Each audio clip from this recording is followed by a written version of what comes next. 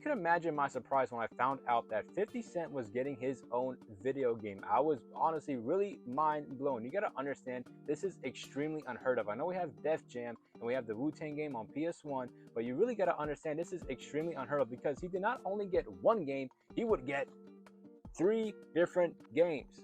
Bulletproof was a big deal for me as a kid. Now, it took me a bit of convincing for my dad to let me play this game because it is M-rated. However, he knew how much of a 50 Cent fan I was and he knew how badly I wanted to play this game, and he actually surprised me with a copy of Bulletproof from Blockbuster. He rented this game for me on PS2 from Blockbuster. I remember coming home from school one day and seeing the copy on my bed. I was so damn excited. I played the living hell out of this game. 50 Cent Bulletproof is a third-person shooter where you play as 50 Cent and you are aided by your crew, the G-Unit crew, and it is a fun time. Now, this game doesn't really hold up super well nowadays, but honestly, for all things considered, this is still a very fun game. I recommend giving it a shot.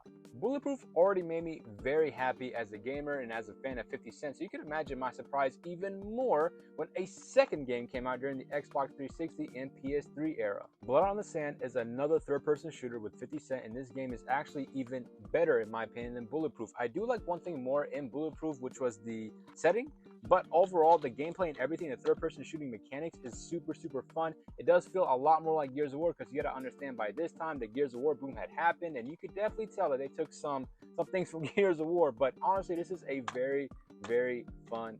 Now, you're probably wondering to yourself, why do I have a Japanese copy of Blood on the Sand? Well, I never actually owned the game originally on the 360. I rented it from Blockbuster and I beat it and returned it and never bought the game officially. And if you know anything, this game has actually shot up in price significantly throughout the years. An Xbox 360 copy is 90 plus and the PS3 copy is about 70 plus. The Japanese version is actually the cheapest way to get this game physically. And actually, funny enough, the Japanese version on PS3 has trophy support while the American version does not, which is very odd. Either way, I love Blood on the Sand. This is a very fun game. I highly recommend it, and this is actually fully playable in co-op. So if you have a buddy that would want to sit down with you and play through this game, I recommend it. This is a great time in co-op. I would also like to add, when I rented this game on the 360 from Blockbuster, on that very same day, I was also drinking vitamin water, 50 Cent edition. Yes, that man also had his own vitamin water flavor. That's how much of a fan I was.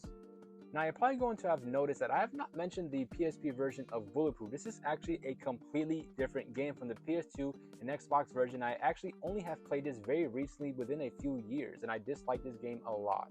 This goes from being a third-person shooter to a top-down shooter, which I have no issues with, but this game is just poorly designed in so many ways. I just had a very bad time with it, so I'm not going to spend much time with this one at all.